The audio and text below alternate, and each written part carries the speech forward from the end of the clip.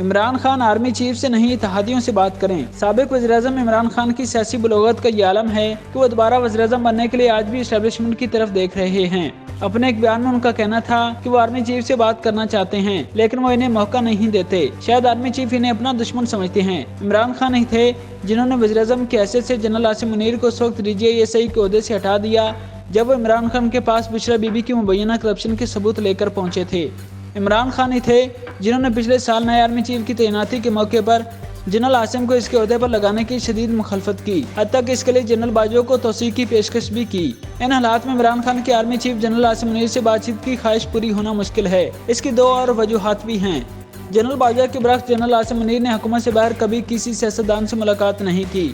انہوں نے خود کو سیاست اور سیاستدانوں سے دور رکھا ہے اور حلب بھی فوجی افسران سے اسی بات کا متقاضی ہے۔ دوسرا، کیا ملٹری اسٹیبلشمنٹ کا کوئی رکن عمران خان پر بھروسہ کر کے ان سے ایسے حالات میں ملاقات کر سکتا ہے جب وہ جانتے ہوں کہ عمران خان نے اپنے سب سے بڑے محسن اور سابق آرمی چیف جنرل باجوہ کے ساتھ کیا کیا؟ عہدے سے ہٹائے جانے کے بعد سے لے کر اب تک عمران خان نے جنرل باجوہ سمیت ملٹری اسٹیبلشمنٹ پر ہر طرح کا الزام عائد کیا ہے۔ اسٹیبلشمنٹ کو دباؤ میں لانے، اس پر الزامات عائد کر کے ہدف بنانے اور اپنے قتل کی سازش کا الزام بھی اسٹیبلشمنٹ پر عائد کرنے کی وجہ سے عمران خان ناقابل بھروسہ شخص بن چکے ہیں۔ فوجی جرنیلوں سے بہتر یہ بات کون جانتا ہوگا کہ جنرل باجوہ نے عمران خان کو اقتدار میں لانے کے لیے کیا کچھ کیا۔ اپنی حکومت میں عمران خان جسے ملک کا بہترین جرنیل کہتے رہے، اسی شخص کو PTI چیف عمران خان نے غدار، سازشی اور سب سے بڑا دشمن قرار دیا۔ جنرل باجوہ کے آخری دنوں تک عمران خان نے ان پر دباؤ ڈالتے رہے کہ شہباز شریف کی زیر قیادت PDM حکومت کو ہٹا کر جلد الیکشن کرائے جائیں۔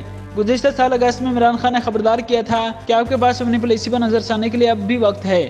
یہ کہتے ہوئے عمران خان نے الزام عائد کیا تھا کہ اسٹیبلشمنٹ کلب لوگوں کے ساتھ مل گئی ہے۔ عمران خان نے اپنے سیاسی مخالفین سے بات کرنے سے انکار کر دیا، لیکن اسٹیبلشمنٹ سے وہ یہی چاہتے ہیں کہ وہ ان کی خواہشات کی تکمیل کرے۔ فوج میں کمان کی تبدیلی کے بعد عمران خان کی موجودہ آرمی چیف سے توقعات وہی رہیں۔ تمام تنقید اور الزامات کے بعد PTI نے جنرل باجوہ کے آخری دنوں تک ملٹری اسٹیبلشمنٹ کے ساتھ رابطہ قائم رکھا، تاہم کمان کی تبدیلی سے یہ روابط بھی ختم ہو گئے۔